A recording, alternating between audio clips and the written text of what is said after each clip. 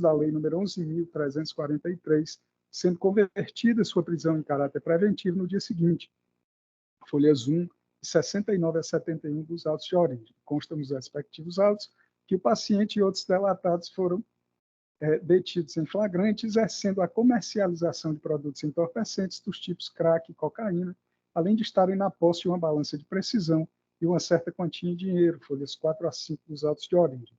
Sustenta a impetrante a ilegalidade do momento flagrancial, tendo em vista que os policiais militares utilizaram-se da violência ao arrombar a residência do paciente sem justificativa. Outro sim, relata a ausência de indícios de materialidade do ato ilícito, tomando-se como fundamento somente a narrativa da compulsão militar. Ademais, aduz a impetrante a possibilidade de aplicação das medidas cautelares diversas da prisão, conclui postulando a concessão da ordem liminarmente e, no mérito, sua confirmação com a expedição do competente alvará de soltura e, caso necessário, a aplicação de medidas cautelares diversas da prisão. Requer ainda a promoção de suas alegações orais, determinando-se a data para sua realização. Documentos diversos foram anexados às folhas 8 a 124, ao substituir a minha relatoria em 10 de junho de 2024 por equidade, conforme termo de distribuição de folha 126. Decisão interlocutória proferida das folhas 127 a 128, indeferindo o pleito liminar. Remetidos os autos à Procuradoria-Geral de Justiça, o representante do Ministério Público apresentou parecer às folhas 133 a 138, opinando pelo não conhecimento da ordem de habeas corpus. Em pós vieram os autos conclusos para o julgamento. Esse é o relatório do presidente. Me devolvo. Obrigada, desembargador Sérgio, e eu passo a palavra à doutora Sônia Maria Lopes Matos para a sua sustentação oral. Boa noite, excelência. Excelentíssima desembargadora Vângela Fontinelles, presidente da segunda Câmara Criminal. Excelentíssimo desembargador relator Sérgio Luiz Arruda Parente, minhas saudações e estendo as minhas saudações a todos os componentes dessa Câmara, em nome do desembargador relator. Minhas saudações ao douto e ilustre procurador de Justiça, doutor Domingos Sávio Amorim, com quem tive o prazer de lecionar algumas aulas na nossa querida Unifor. E minhas saudações também aos senhores advogados que estão, como nós, às 6 horas, no aguardo de um remédio constitucional para nossos clientes. Minhas considerações aos servidores, aos colegas advogados e aos policiais que estão na guarda dessa Casa de Justiça. Excelência, o artigo 5º, inciso 11 da Constituição Federal, reza que a casa é asilo individual do indivíduo, ninguém nela podendo penetrar sem consentimento do morador, salvo em caso de flagrante delito. O caso em análise, excelência, se deu por volta das 19h30 do dia 27 de dezembro de 2023. O que aconteceu?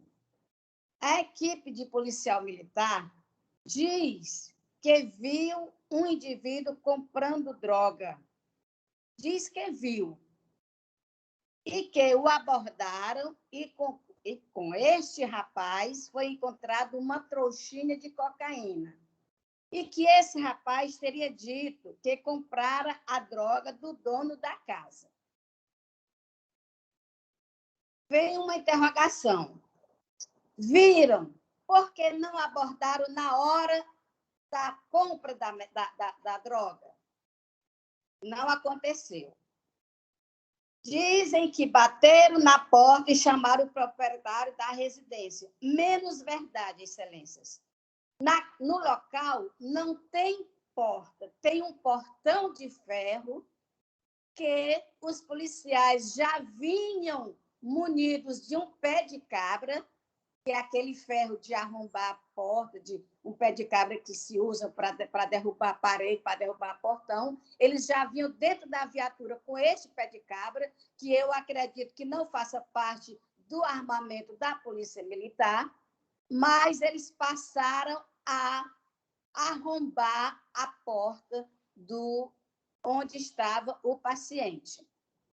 O que acontece, Excelência? É um ponto comercial onde embaixo tem a loja da esposa do paciente. Do lado tem o portão, onde na parte superior tem o ateliê do paciente, que o paciente é costureiro e é quem confecciona a grande maioria da confecção da lojinha da esposa dele. Quando a esposa do paciente escutou as pancadas na porta, saiu da loja para ver o que estava acontecendo. Já eram os policiais derrubando a parede e arrancando o portão. Ela perguntou o que estava acontecendo, eles mandaram ela se calar. Ela disse, olha, não faça isso, que eu tenho a chave do portão. Eles fizeram o quê? Colocaram a algema na moça, na esposa do paciente, colocaram dentro da viatura. Dentro da viatura já estava esse rapaz, que não se sabe de onde eles trouxeram. Então, Excelência, eles passaram nada menos do que 30 minutos para efetuar esta derruba do portão. 30 minutos para derrubar o portão. Eu pergunto, Vossa Excelência, existe o flagrante? Se existisse droga com este rapaz lá em cima, ele não teria dispensado, ele não teria jogado, ele estava no segundo pavimento. Não tinha como ele sair. O único portão de acesso é onde os policiais estavam. Na audiência de custódia, Excelência, nós mostramos todos os vídeos, mostramos as fotos do que aconteceu e a autoridade da audiência de custódia ficou pasma com a atitude dos policiais, mas, infelizmente, acompanhou o voto do Ministério Público, alegando que era para resguardar a ordem pública e evitar a reiteração delitiva. Excelência, usar isso aí como fundamento é dar uma proteção que a justiça não pode dar a certos policiais, Excelência, porque existiu o flagrante, faça o flagrante, mas forjar um flagrante, arrombar 7h30 da noite, arrombar um portão para dizer que existiu um flagrante, eu tenho certeza, Excelência, que esta corte não coaduna com o pensamento de tais policiais. Nós concordamos plenamente com a colocação da Câmara para os policiais, porque existe policial e policial, infelizmente. Então, não existiu flagrante, existiu um flagrante forjado. Existiu um flagrante forjado, Excelência. Eles usando esse pé de cabra, arrombaram, inclusive, no habeas corpus, eu juntei algumas fotos do portão da casa do rapaz, né? E quando derrubaram o portão, subiram, o rapaz estava lá. O rapaz não tentou descer por escada, não tentou nada de coisíssima nenhuma. E o que aconteceu? A esposa dele mandou a filha começar a filmar. E foi filmada a atitude desses policiais. Eles entraram na loja da esposa do paciente, arrancaram as câmeras de gravação e levaram esta balança que eles dizem que encontraram com o rapaz, não encontraram com ele. Na lojinha da esposa dele, ela vende variedades. E é comum, nesses comércios, vender essas balançazinhas de digital. Na Casa Freita tem, no centro tem, nessas casas de miudeza. Então, essa balança não foi usada para pegar, para pesar nada de droga. Ela estava no comércio da esposa do paciente. Né? Quando chegaram na delegacia, o rapaz que foi preso disse o seguinte: olha, eu vinha descer na rua, saí da casa da minha tia, a polícia me parou, mandou botar a mão para cima e já me algemou. Em nenhum momento ele disse que tinha comprado droga. Em nenhum momento. Os policiais é que inclusive, tem filmagem ele mostrando uma trouxinha, um negocinho que ele diz que é droga. Tanto, Excelência, é verdade que no auto de prisão em flagrante, eles dizem que foi encontrado 12 papelotes de cocaína, que seria 29 gramas.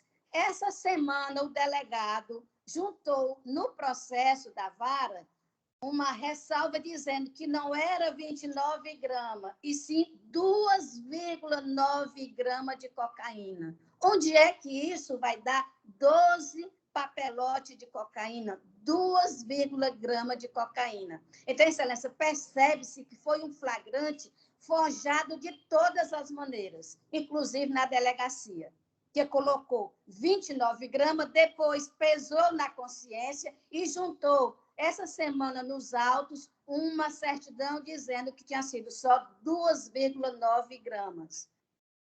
Então, Excelência, a nossa revolta é que foi um flagrante forjado.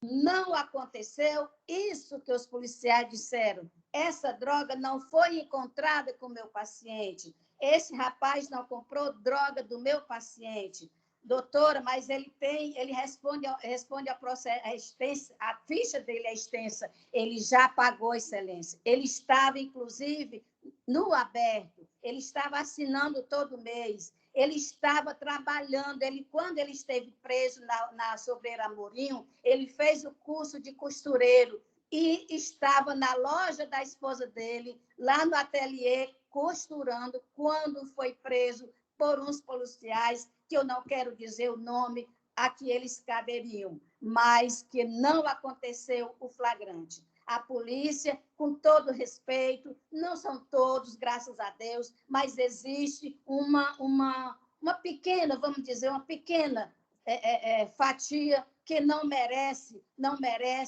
a farda que está usando, porque o trabalho da polícia é ver o flagrante, prender, fazer realmente o que tem que fazer, mas nunca forjar, nunca quebrar uma porta para entrar, para dizer que existiu o flagrante. Vossa Excelência, desculpe, a minha emoção é porque nós somos advogadas já há bastante anos e ainda não aceitamos esse movimento de policiais pela prisão, porque já respondeu o processo.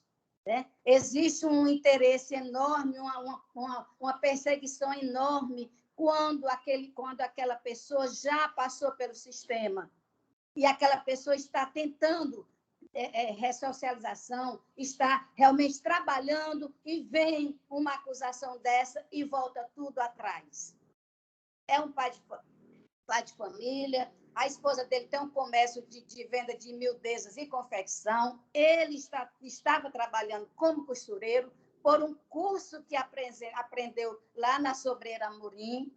Então, Vossas Excelências, que vejam esse flagrante, que não foi um flagrante legal. Segundo a teoria dos frutos da árvore envenenada, o vício da planta se transmite a todos os seus frutos, eventual existência. Da prova ilícita, que deriva de prova ilícita, também é considerada inválida para fins de processo inadmissível as provas obtidas em violação às normas constitucionais. Então, Excelência, requeremos que Vossas Excelências vejam com carinho a situação do meu paciente e, se Vossas Excelências entenderem, aplique medidas cautelares diversas da prisão. É o que nós requeremos, Excelência. Muito obrigada. Obrigada, doutora Sônia, e eu passo a palavra ao doutor Sávio Amorim. Muito obrigado, doutora desembargadora Vângela, e aqui constato a forma incansável como a doutora Sônia defende os interesses do paciente, no caso, seu constituinte, mas observa-se que a prisão em flagrante foi convertida em prisão preventiva, e diga-se de passagem acertadamente pelo juízo, haja vista de que o paciente registra antecedentes e, com a finalidade de resguardar a ordem pública, muito bem manteve encarcerado o paciente por decisão do juízo de primeiro grau. Dito isso, o Ministério Público vem insistir no sentido de que não seja conhecida a ordem e, se assim for, que seja denegada, ratificando os motivos bem apontados pelo magistrado de primeiro grau. É como requer, Excelência, o Ministério Público, ora por mim aqui representado. Obrigada, doutor Sávio Amorim. Eu devolvo a palavra ao relator, desembargador Sérgio Parente. Muito grato, presidente. Eu percebo que a doutora Sônia emocionou-se, né? Doutora Sônia, eu tenho que fazer aqui uma ponderação. Aqui nessa nossa Câmara, nós já condenamos policiais por várias situações, inclusive tortura, né? Mas o que quero dizer aqui é que isso é exceção, né? Isso é exceção. Eu não posso, de antemão, vamos dizer assim, não crer no que os policiais colocaram, né? Porque, enfim, a instrução vai se iniciar, né? Há uma circunstância de um flagrante. Se não me engano, a juíza, no dia 1º de fevereiro, já determinou a realização de instrução, e eu quero lembrar uma situação que aconteceu hoje aqui, que me é muito salutar de citar.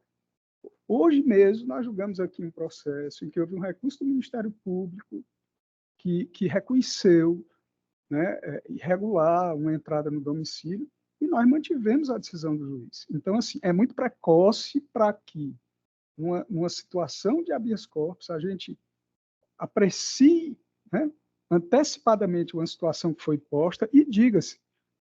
A senhora mesmo colocou, doutora, que ele vinha cumprindo, né, uma situação de alguns delitos que ele havia cometido, e não é comum você achar, vamos dizer assim, como os policiais se referiram, e que me parece que a senhora não nega que isso tenha ocorrido, na casa, dentro de um aparelho sanitário, droga como crack, e mais, não é a quantidade, foram só tantos de crack, não é isso, 2,6, sei lá, o que já faz um efeito feio, mas, parece que 1,98 gramas.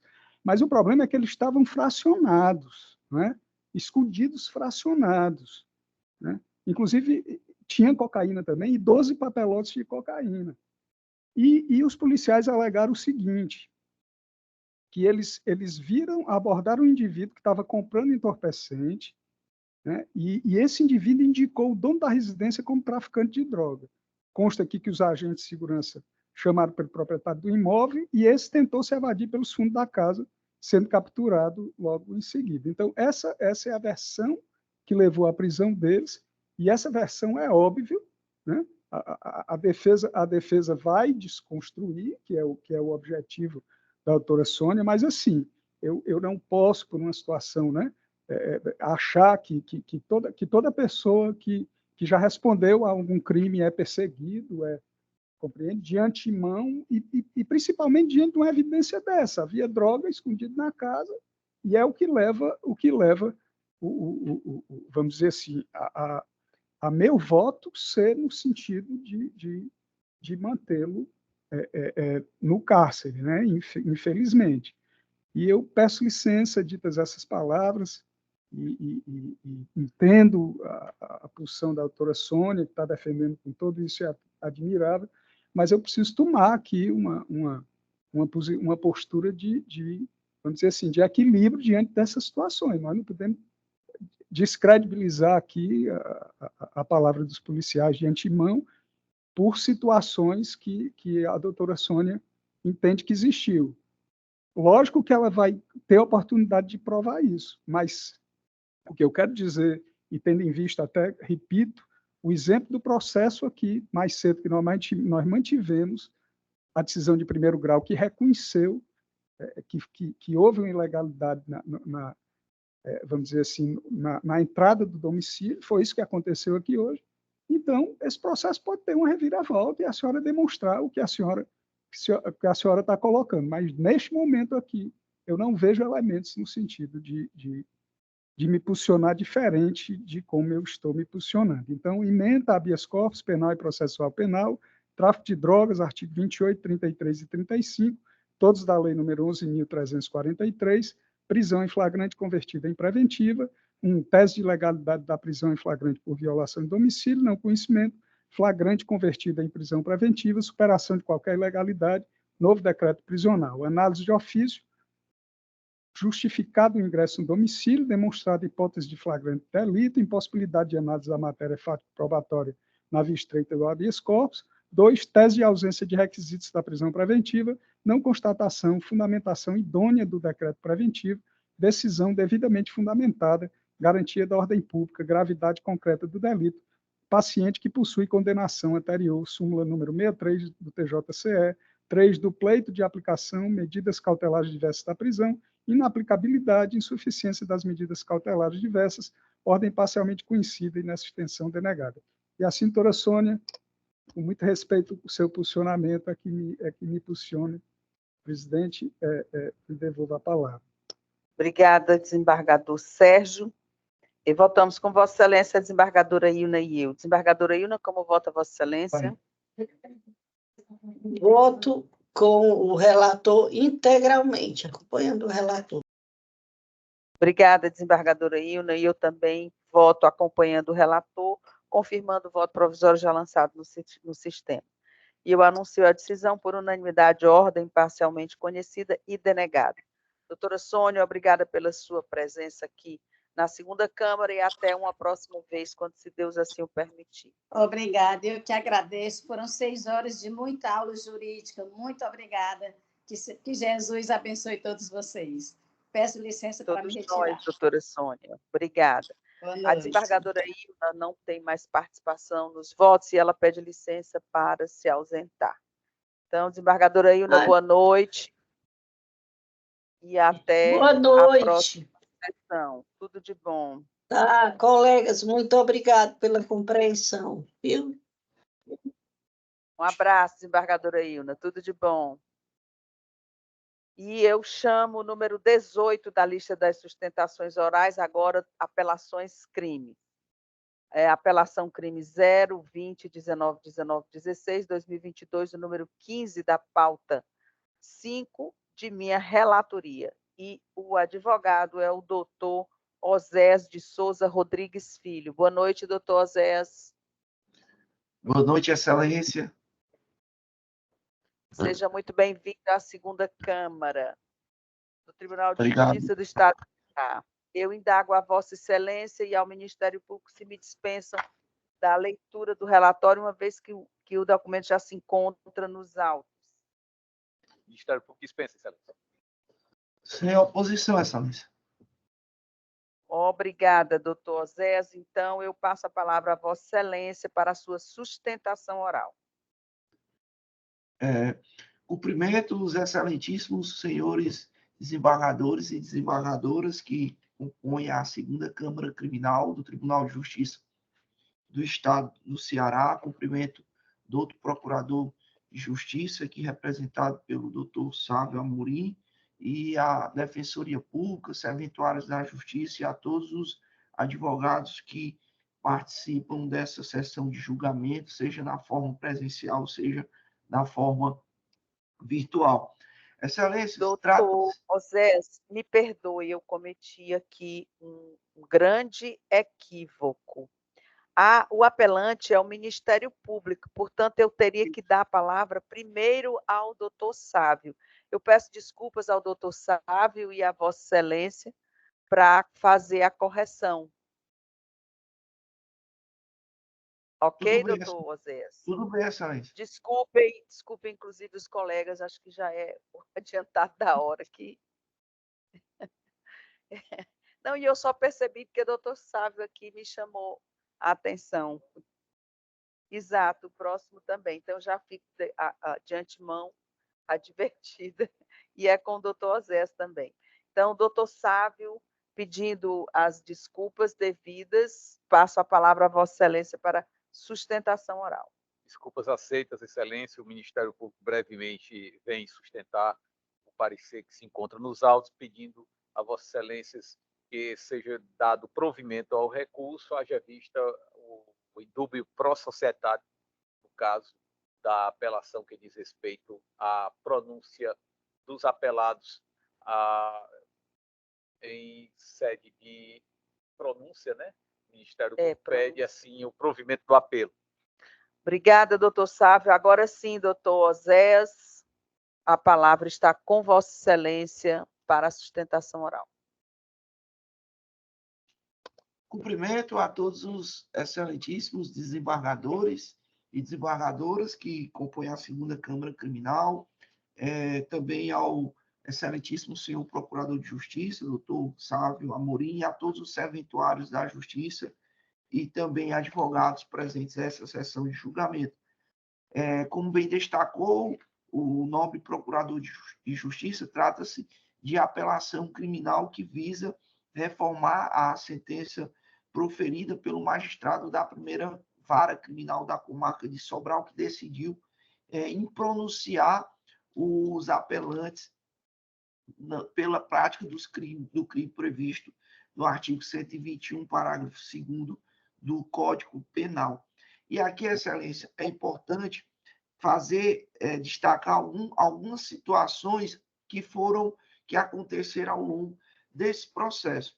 Primeiro ponto, Excelência, é o seguinte: todo esse processo ele parte de uma confissão em delegacia do réu Liedson. O réu Liedson ele foi preso supostamente pela prática de um crime de tráfico de drogas, e ao ser conduzido para a delegacia, até a delegacia de polícia civil, para ser autuado em flagrante pelo crime de tráfico de drogas, ele, segundo o que consta no âmbito do inquérito, decidiu confessar a prática de vários crimes de homicídios ocorridos na comarca de Sobral. E aí ele faz essa confissão de que teria se envolvido, de que teria sido um dos autores desse crime já na delegacia em sede policial. O que acontece? A partir dessa confissão, era de suma importância que a autoridade policial que presidia as investigações, ela iniciasse uma investigação a fim de apurar se realmente aquela versão apresentada pelo senhor Liedson, se ela realmente era compatível com o que ocorreu. Ou seja, não é a simples confissão de uma pessoa de que teria cometido um crime que é suficiente para ensejar uma ação penal e um decreto condenatório. Nesse caso específico, com base nessas informações trazidas pelo réu, né, pelo senhor Liedson, nos autos desse inquérito policial, a autoridade policial ela não fez questão e não teve o cuidado de averiguar se essas informações apresentadas pelo aquele investigado, se ela realmente condizia com os fatos em apuração. Simplesmente utilizou essa confissão perante a autoridade policial, e aqui eu destaco, não há o que se falar em contraditório, não há o que se falar em ampla defesa, e concluiu o inquérito remetendo ao Judiciário, e o Ministério Público ofereceu denúncia com base que é exclusivamente naquilo que foi apresentado por um dos investigados dentro do inquérito policial, que imputava ao orapelante, o senhor Jairo Moraes, a prática do crime na condição de que ele seria o mandante, ou seja, tudo que acontecesse de homicídio na comarca de Sobral teria que ter a autorização do senhor Jairo Moraes e do senhor Alexandre Ximenes de Carvalho. E aqui, Excelência, durante a instrução probatória, porque essa primeira confissão, a gente está diante daquilo que foi produzido no âmbito do inquérito policial, e haveria necessidade de que essa versão ela fosse confirmada em sede de audiência de instrução e julgamento, garantindo ali o contraditório, a ampla defesa, e na audiência de instrução e julgamento, essa versão apresentada pelo investigado, ela não foi confirmada. Ela não foi confirmada. O que acontece é que na audiência de instrução e julgamento, o senhor Liedson, que na delegacia teria apresentado essa versão de que teria sido o autor desses crimes, na audiência de instrução e julgamento, ele não confirma essa versão. Pelo contrário, ele diz que essa versão apresentada em sede de delegacia, ela teria sido obtida mediante tortura. Seria uma confissão obtida mediante tortura. Foi essa a versão trazida por ele. E as 3 testemunhas que foram ouvidas no âmbito dessa audiência de instrução e julgamento foram 2 delegados de polícia, o delegado Ricardo José Ritter de Magalhães e o delegado Antônio Franklin de Souza Firmeza, que são 2 delegados de polícia que presidiram as investigações e foram ouvidas no âmbito da audiência de instrução e julgamento, que simplesmente se resumiram o depoimento a dizer que ouviram do senhor Liedson a versão de que ele teria sido o autor do crime e, naquela oportunidade, imputaria também a prática do crime aos outros 2 acusados.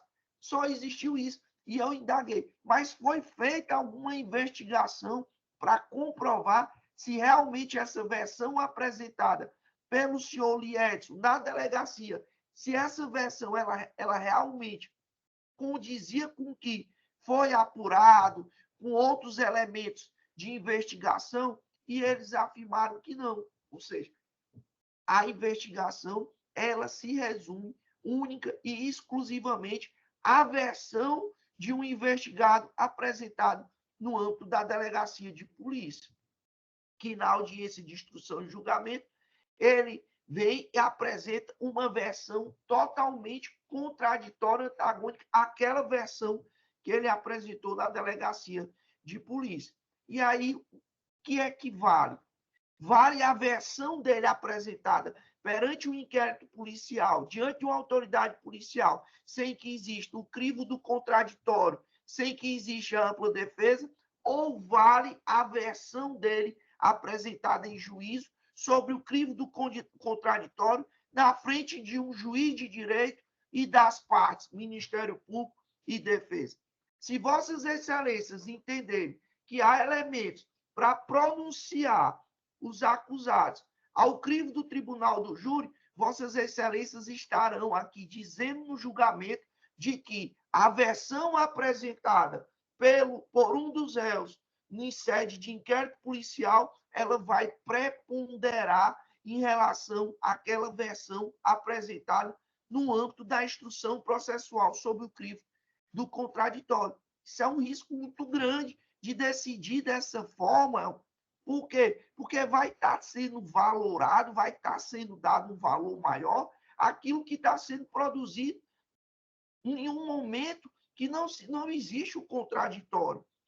E eu citei aqui o depoimento de 2 delegados que se resumiram a dizer que ouviram do réu lá na delegacia de polícia. E por que é que não fizeram uma investigação mais apurada, uma investigação mais aprofundada, para saber se aquela versão realmente ela seria confirmada com outros elementos de prova, outros elementos de investigação, e não tiveram esse cuidado. E aqui eu passo a destacar algumas incoerências que Vossas Excelências deverão perceber que não há como se justificar essa versão apresentada na delegacia, no inquérito policial, para fundamentar uma pronúncia dos acusados.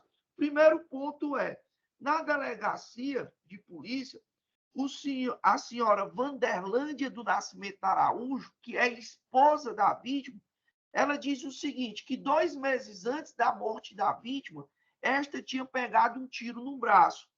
Os comentários quanto à morte da vítima também são no sentido de que chegaram 2 pessoas numa moto e deram tiros neles. Então, a versão apresentada pela esposa da vítima é de que 2 pessoas chegaram numa motocicleta e efetuaram disparos contra a vítima. Já a versão do réu, que confessa na delegacia e é o único elemento utilizado pelo Ministério Público para denunciar e, no final do processo, requerer a pronúncia, é o seguinte, o Lietz, ele fala o seguinte na delegacia. Ele fala que ele sozinho teria efetuado os disparos, que ele teria efetuado os disparos, ele estava sozinho.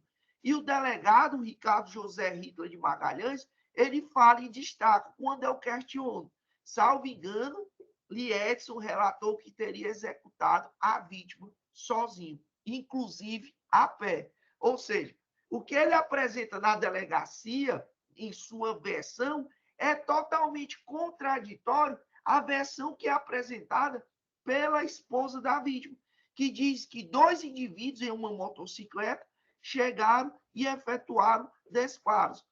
A versão apresentada pelo delegado, quando ouviu Lietz em delegacia, seria de que Lietz teria executado a vítima sozinho, inclusive estava a pé. Ou seja, uma versão totalmente diferente do que apresenta a esposa da vítima.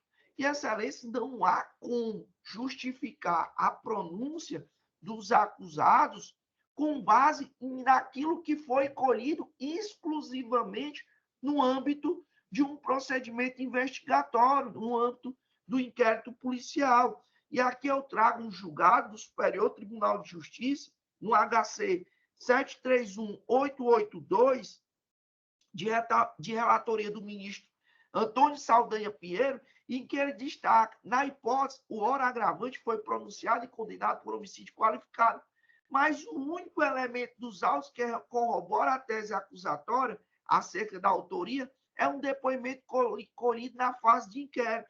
Em juízo, tanto na primeira quanto na segunda etapa do procedimento do Tribunal do Júri, essa testemunha não foi ouvida e nenhum outro depoimento se produziu. Além disso, o acusado em seu interrogatório negou as imputações feitas a ele.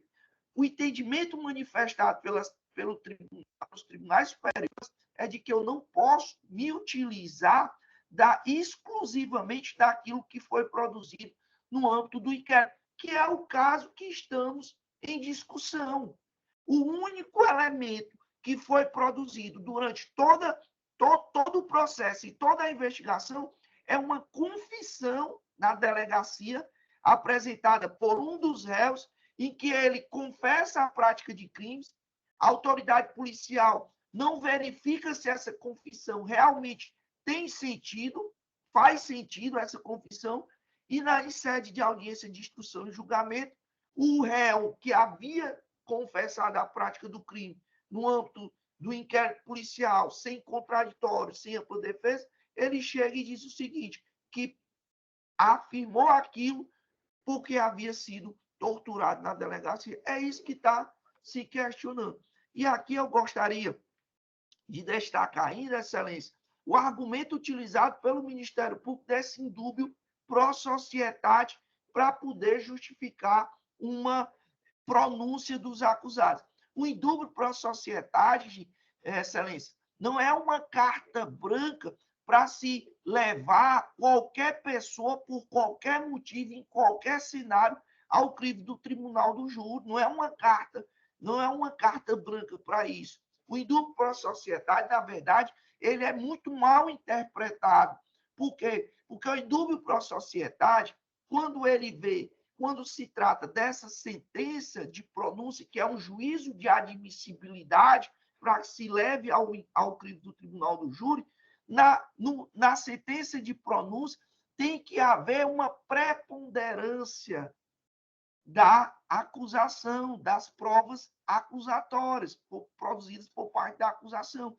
E no presente caso, a gente não tem o que se falar, não há o que se falar dessa preponderância das provas em prol da acusação, porque as provas sequer existem. O que existe é uma confissão na delegacia por parte de um dos réus que não foram verificadas por outros elementos de prova, que na audiência de instrução e julgamento essa confissão deixa de existir. Tanto é que o doutor Cavalcante Neto, juiz da primeira vara criminal, que conduziu toda a investigação, todo o processo, decidiu pronunciar de uma forma segura, porque realmente não faz sentido pronunciar com base no que foi produzido na delegacia. Diante do exposto, excelências, a defesa vem requerer a manutenção da sentença que decidiu impronunciar os réus em virtude da não existência de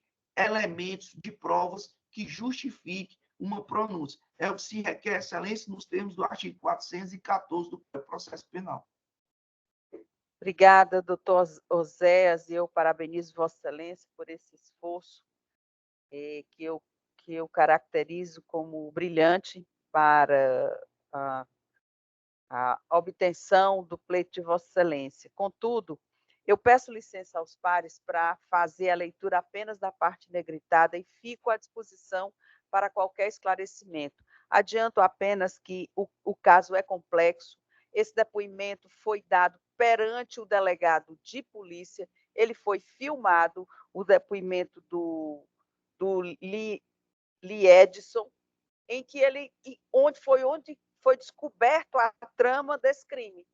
Então, tem toda a filmagem, não houve nenhum tipo de coação, o delegado teve esse cuidado, e nos autos o delegado foi ouvido e a mídia revela muito bem o que de fato aconteceu. Então, pedindo licença e as venhas devidas ao doutor Oséias, eu vou ler a parte negritada da emenda.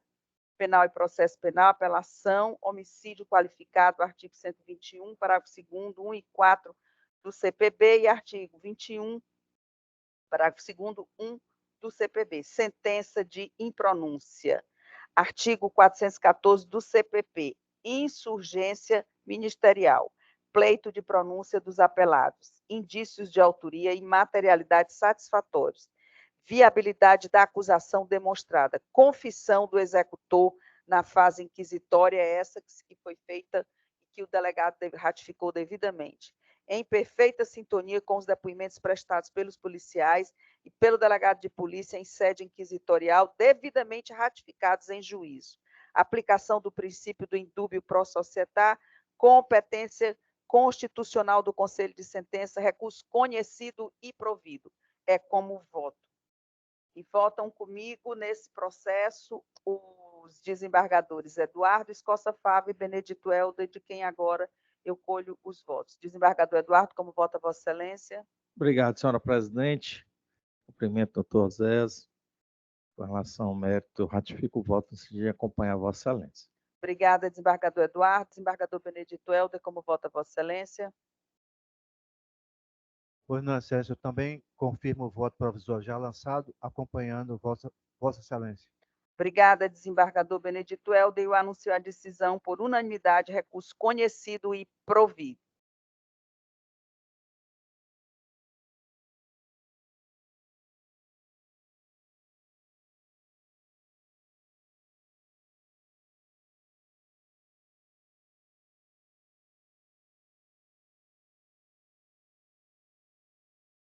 Pava. E esse processo é o número 19, lista das sustentações, 114 da pauta 5. E eu passo a palavra ao desembargador Eduardo Escoça Fávaro. Obrigado, presidente. Consulto o doutor Sávio, doutor Oséias, me dispensa da leitura do relatório. Ministério Público dispensa, excelência. Sim, excelência. Sim. Sem objeção. Uma palavra só. Obrigada, desembargador Eduardo. Recorrente, Ministério Público. Obrigada, desembargador Eduardo. Eu passo a palavra, então, ao Ministério Público, na pessoa do doutor Sávio Amorim, porque é o Ministério Público apelante. Doutor Sávio, Vossa Excelência tem a palavra. Senhora presidente, trata-se de crime de tráfico de drogas, artigo 33 da Lei 11.343 de 2006, onde o réu foi absolvido, o apelado foi absolvido. No entanto, há provas de que foram encontradas drogas da responsabilidade do apelante, e com isso, e decorrente até de um cumprimento de um mandado de prisão, quando diligências nesse sentido, a polícia encontrou e muito bem postas as colocações do Ministério Público no parecer, que se acham nos autos e aqui reforçadas pelas razões recursais, o Ministério Público pede, portanto, seja provido o recurso no sentido de que o apelado seja condenado com a conseguinte reforma da sentença de primeiro grau. Obrigada, doutor Sávio. Doutor Zés, eu consulto Vossa Excelência se insiste na sustentação oral, porque o voto vem exatamente pelo conhecimento e desprovimento do recurso, mantendo a sentença absolutória. De forma alguma, Excelência. Sem objeção. Senhora presidente, vou proferir aqui. Pois não. Penal, processo penal, apelação criminal, delito de tráfico de drogas, artigo 33 da Lei 11.343 de 2006, sentença absolutória. E resignação ministerial, pedido de reforma da decisão que absolveu o acusado por ausência de provas de autoria. Descabimento, conjunto probatório insuficiente, fragilidade das provas produzidas em juízo. Dúvida significativa acerca da propriedade da droga. 11 da prova da acusação. Princípio do indúbio pro réu. Ademais, desvio de finalidade no cumprimento do mandado de prisão. Fiche expedition.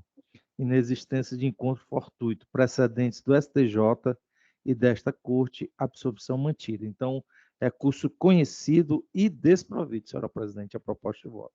Obrigada, desembargador Eduardo Costa Fava. Votam com Vossa Excelência o desembargador Helder e o desembargador Sérgio. Colho o voto de ambos. Desembargador Helder, como vota Vossa Excelência? Pois não, Excelência, eu acompanho integralmente o voto do eminente relator. Obrigada, desembargador Helder. Desembargador Sérgio, como vota Vossa Da Excelência? mesma forma, presidente, acompanho. Obrigada, desembargador Sérgio. Anuncia a decisão por unanimidade, recurso conhecido e improvido. Doutor Zés, boa noite. Mais uma vez, parabéns a Vossa Excelência e até uma próxima vez. Obrigado, Excelência, e bom trabalho a todos. Obrigado. Obrigada. E chegamos ao último processo da lista das sustentações orais, tendo em vista que o número 22, o advogado desistiu. Então, é a apelação crime 0003811602-2018, número 95 da pauta 5, também de relatoria do desembargador Eduardo Costa Fava, e a advogada é a doutora Antônia Aimé Leite Siebra. Boa noite, doutora Antônia. Boa noite, Excelência. Nós somos sócios e eu estou inscrita juntamente com ela. Sou eu que vou fazer a sustentação. Isadora. Isso. Ok, doutora Isadora. Então, seja muito bem-vinda a essa segunda Câmara e eu passo a palavra ao desembargador Eduardo Costa Fava. Obrigado, senhora presidente. Cumprimento a eminente advogada, doutora Isadora Oliveira, e consulto tanto a doutora Isadora quanto o doutor Sávio se me dispensa da leitura do relatório, uma vez que a peça já se encontra nos autos. Ministério Público, de acordo com a dispensa. Então, senhora presidente, com a palavra a Vossa Excelência. Obrigada, desembargador Eduardo, e eu passo a palavra à doutora Isadora Oliveira para a sua sustentação oral. Excelentíssima senhora doutora desembargadora, presidente dessa egrégia segunda Câmara do Tribunal de Justiça do Estado do Ceará, doutora Vanja Fontinelli Pontes, peço que aceite meus cumprimentos. Cumprimentos esses que estendo aos demais desembargadores componentes dessa colenda Câmara, ao doutor representante do Ministério Público e aos meus colegas de trincheira presentes ou que estavam presentes nessa sessão de julgamento. Pelo arrastado da hora, eu prometo ser o mais breve. Essa que vos fala já me foi apresentado e eu represento a apelante Ana Cristina Pinheiro Gomes. Excelência, eu tenho o dever de iniciar essa sustentação dizendo o quanto é indispensável que se reafirme a reprovabilidade de qualquer conduta discriminatória. O Brasil, como bem sabemos, foi o último país da América a abolir a escravidão, e os resquícios dessa prática desumana estão arraigados no cotidiano da sociedade. E por isso que, mesmo sendo advogada criminalista antipunitivista, entendo pela imprescindibilidade da existência da força da lei penal para coibir delitos dessa natureza. Por outro lado, excelências, a denunciação desse tipo de crime, sem a exata precisão, é também prática extremamente gravosa, pois imputa ao indivíduo a mazela de ser racista. A partir disso, Excelências, eu gostaria de trazer luz sobre alguns pontos que entendo importantes no arrazoado que já consta nos autos e que já foi lido por Vossas Excelências.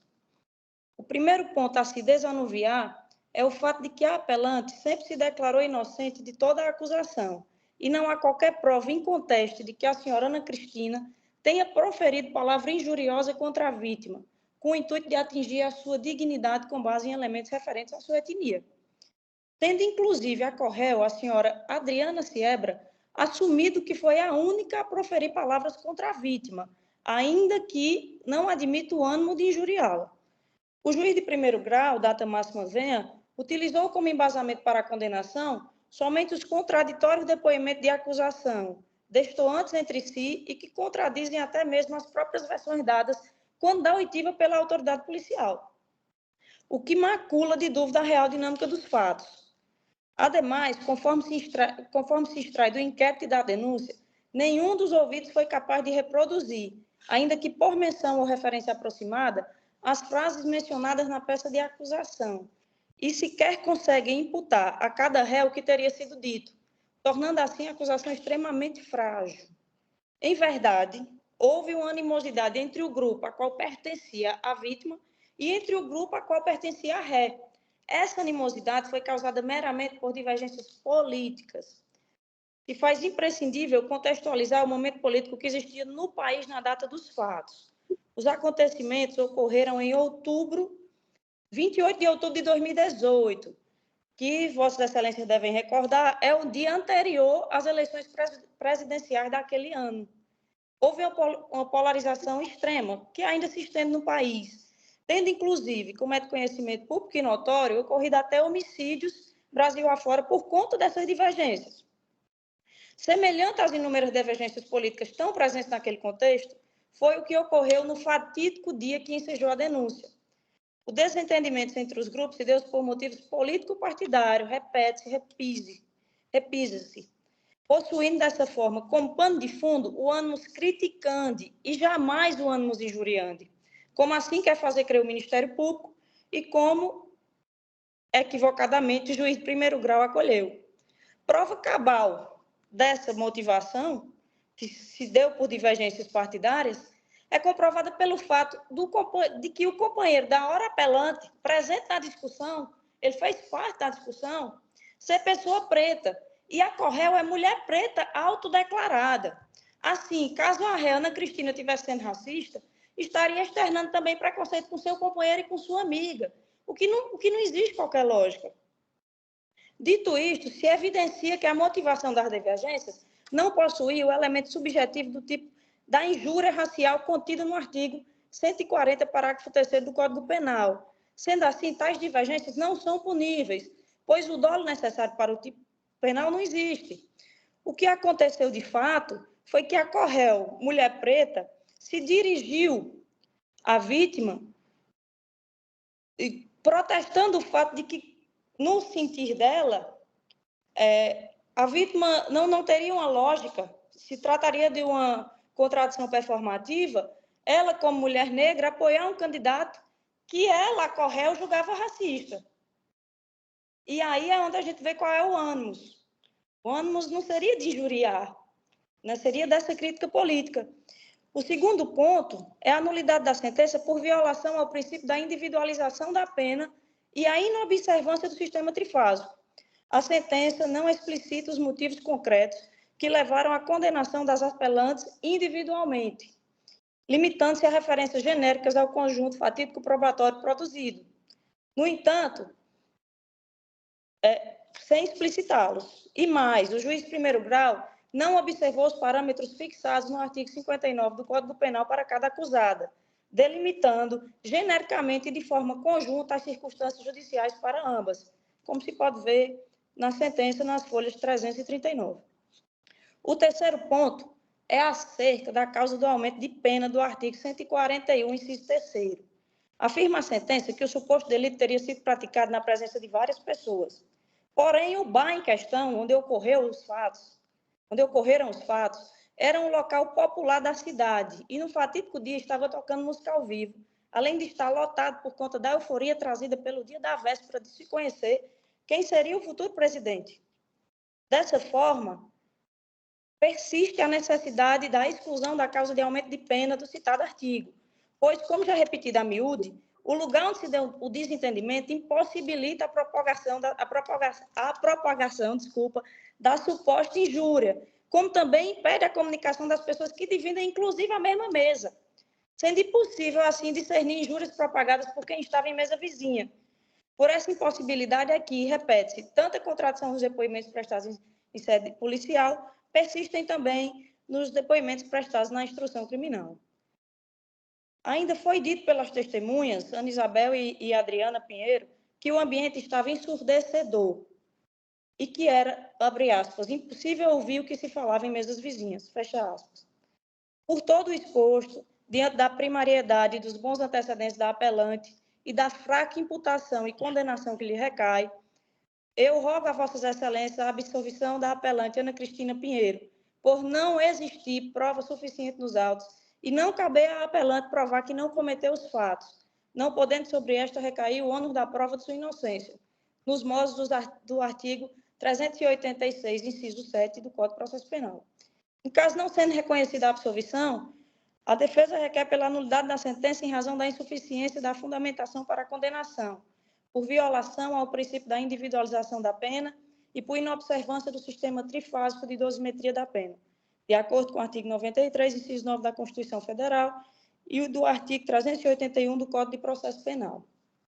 Por fim, em não sendo reconhecida a absolvição ou a nulidade, pede-se a retirada da causa de aumento de pena prevista no artigo 141, inciso 3º do Código Penal, haja vista a total impossibilidade da causa de aumento em questão se perfazer no ambiente onde o crime supostamente ocorreu. Eu encerro por aqui e desde logo agradeço a atenção e a paciência de Vossas Excelências e tenho certeza que será suprida pela inteligência de Vossas Excelências eventual evento de qualquer falha da minha exposição. Boa noite a todos.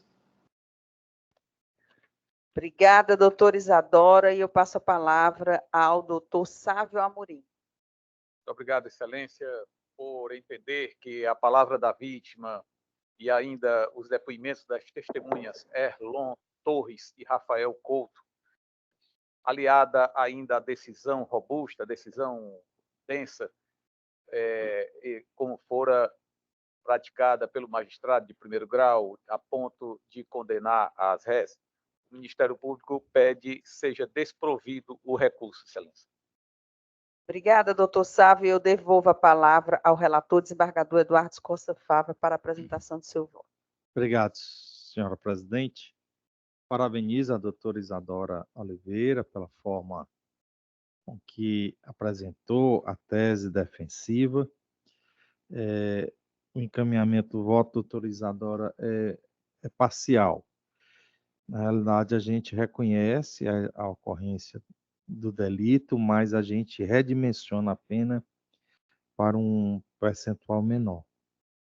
Então, eu vou pedir aqui as respeitosas vênias a Vossa Excelência, mas apesar de parabenizá-la pelo esforço, mas o contexto probatório, a meu sentir, salvo melhor compreensão dos meus pares, ele é firme e coeso a amparar o decreto condenatório. Direito penal e processo penal, apelação criminal, injúria racial. Artigo 140, parágrafo 3º do Código Penal, sentença condenatória, recurso exclusivo da defesa. 1. Mérito. Pleito de absolvição por insuficiência probatória quanto ao dolo. Possibilidade. Conjunto probatório coeso e harmônico. Materialidade, autoria e dolo devidamente comprovados.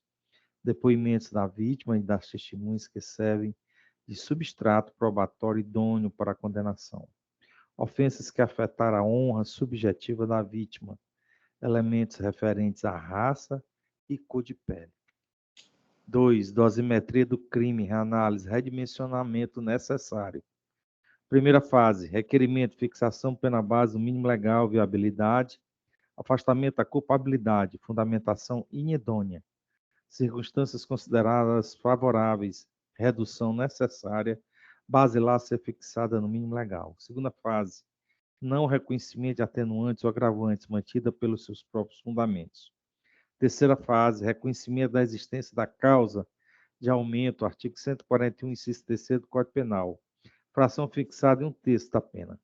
Fundamentação idônea mantida por seus próprios fundamentos, pena redimensionada.